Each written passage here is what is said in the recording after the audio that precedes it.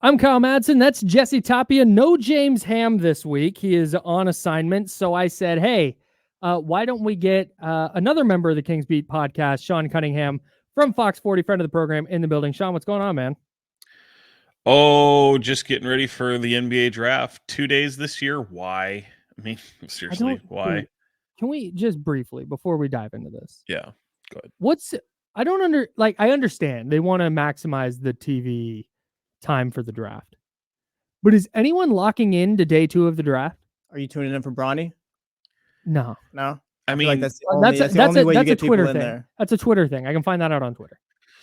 I mean, I guess you kind of have to. Like, let's see what it looks like.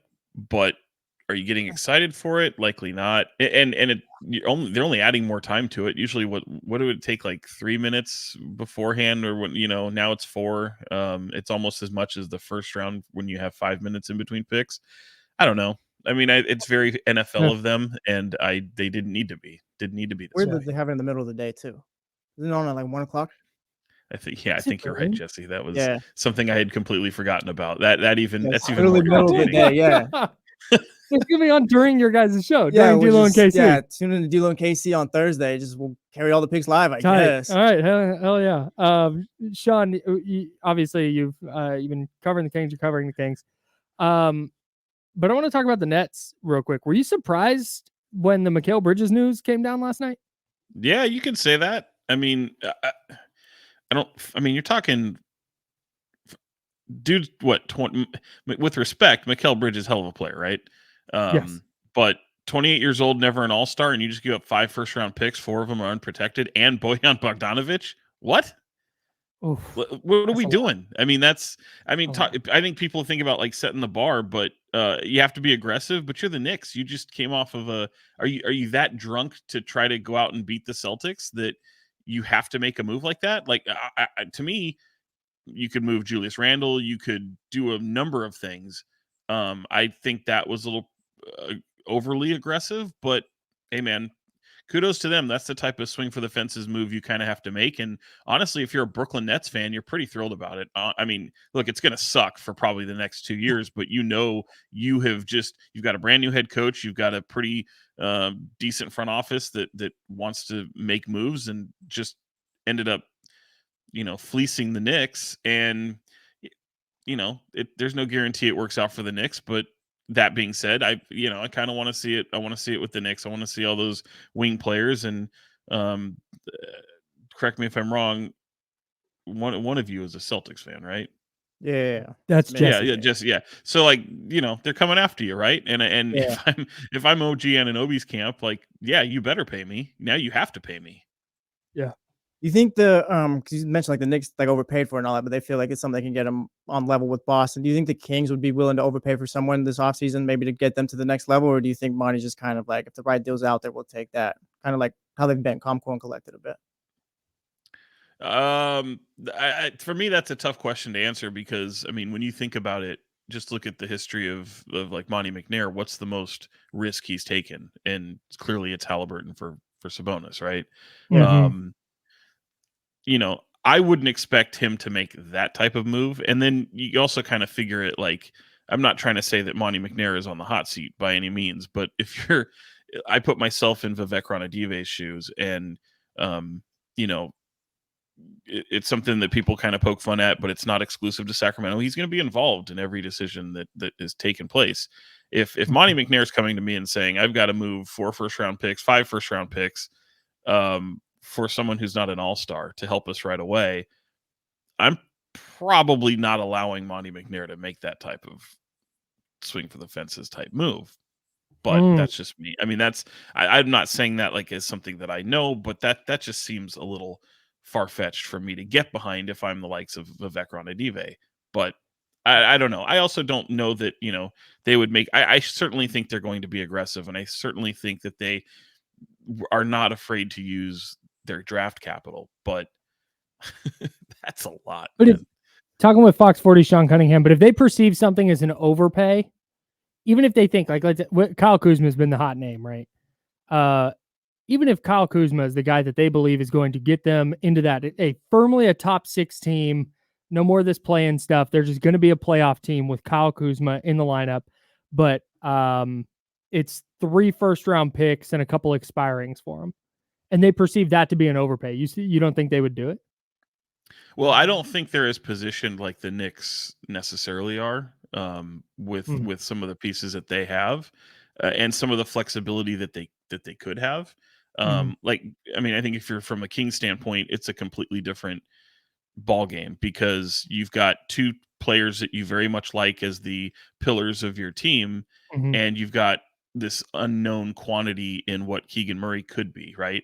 And with all intents and purposes, like Keegan Murray is probably your most attractive trade chip, and he's someone you probably don't want to move because it would be very hard to get fair equal value for something that he could become, right? So, your draft picks are certainly your most movable pieces, but like there's not really, this isn't like a go after one player who puts you over the top, right?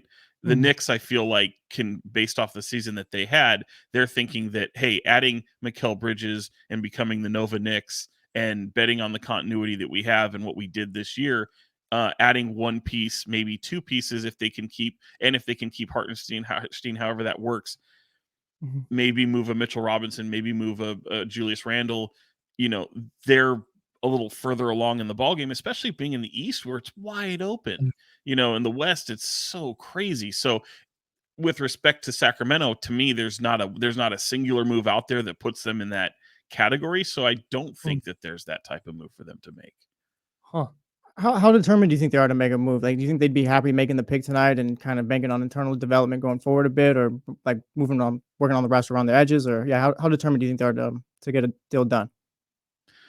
I think they're determined. They're determined to try to make their team better in the now. I think that they're certainly shopping. They're certainly going to see what's out there. They're going to know what's attainable to them and what they're comfortable in doing. But at the end of the day, they're going to be more than ready to make this pick. And I've kind of thought about this a lot over the past couple weeks after talking to a lot of different people, primarily outside the organization, because I think there's, from a competitive standpoint, I think there's teams that would kind of like to see where kind of things are in their finances to add a piece that's going to eat into their cap quite a bit, to have that the $5 million hold for whoever comes in at 13 or higher if they move up or back, however it looks. But they can't really move the pick because of the Stepien rule and what they have kind of tied up with Atlanta. So you have to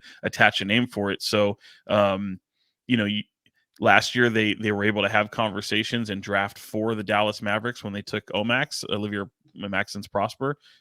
So if they have those conversations and they're there, it's going to make it a lot easier. But if they have to attach a name to it without necessarily having a destination for him, then it provides a world of unknown as well. So I'm at this point, I'm ready for anything. I really am, and I think they have these pathways, all these different ways of saying that, hey, we're going to be comfortable in doing this XYZ, this person falls to us, this changes our calculus if we want to do this draft. I think it's going to be interesting. But if I was a betting man, I think they're ready to pull the trigger at 13 and add someone to their team.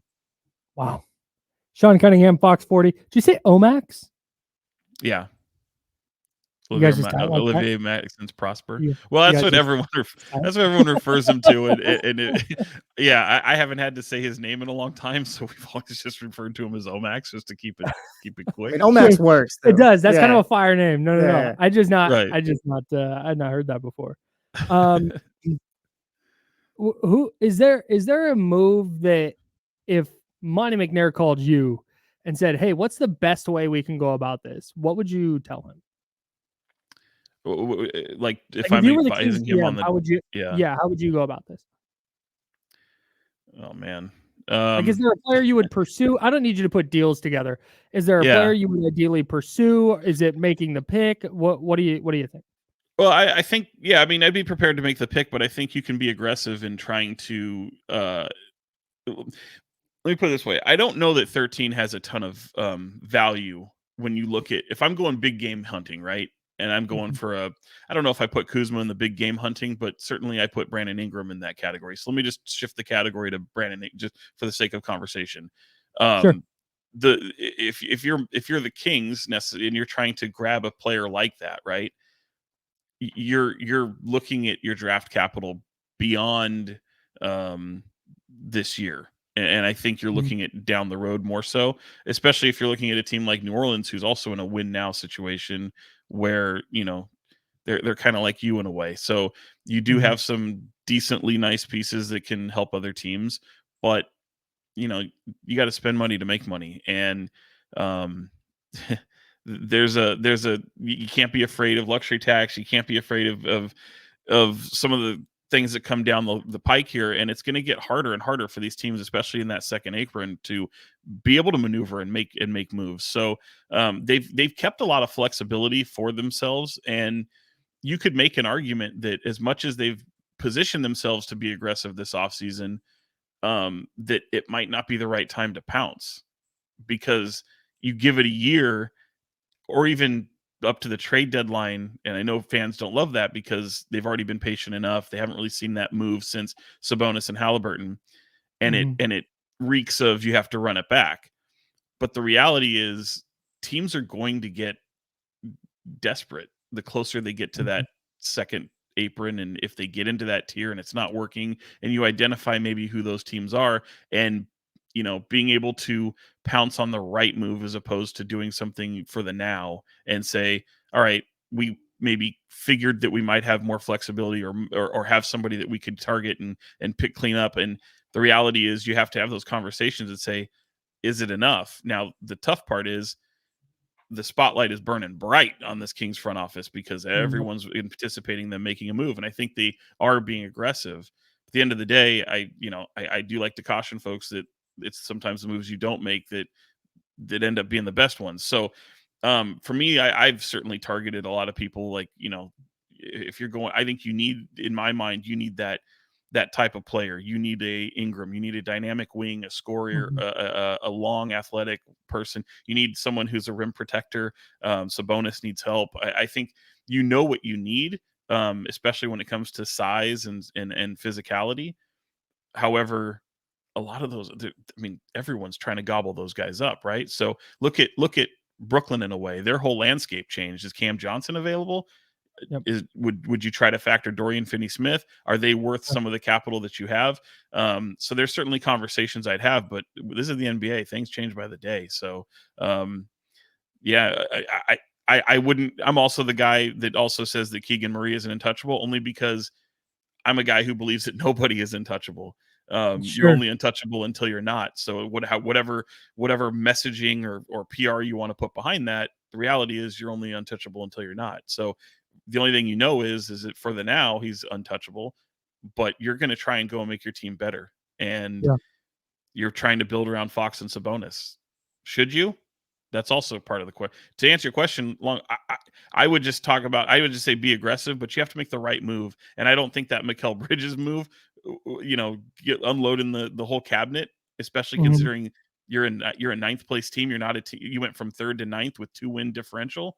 If the Mhm. Knicks lost 2 games less than what they did last year, they're still like an elite team in the East. Right. Do So you think if, like, say, the right move doesn't come about and all that, and they do make the pick, do you think that'd be disappointing at the end of the night? no, I mean, I think there's going to be fans that are going to be disappointed one way or the other. Yeah. I think the reality is there's a lot of people that think 13 and a future first, and you know you throw out the likes of Kevin Herter and Harrison Barnes should net you the likes of Kevin Durant, and anything short of that would be disappointing. I just think there's a lot of unrealistic expectations when it comes to things like that. That said, you know there's a lot that can happen, and um, it sometimes it feels like I'm talking out of both sides of my mouth, but I just don't think I think there's an inflated belief out there for what 13 in this draft could really net you. And I would caution that and say I don't think it's about 13 as much as it is about, if Mhm. you're the Kings and you're looking to really bolster your roster for the now, it's not necessarily 13. It's what does your draft capital beyond these next 2 years look like No doubt. for another team, and what can that net you? No doubt. Can't wait to watch and see what happens tonight. That's Sean Cunningham, Fox40. Make sure to tap into all their coverage of the NBA draft over there. Sean, thank you so much for hanging out with us, man. You got it, guys. Thanks. Thanks,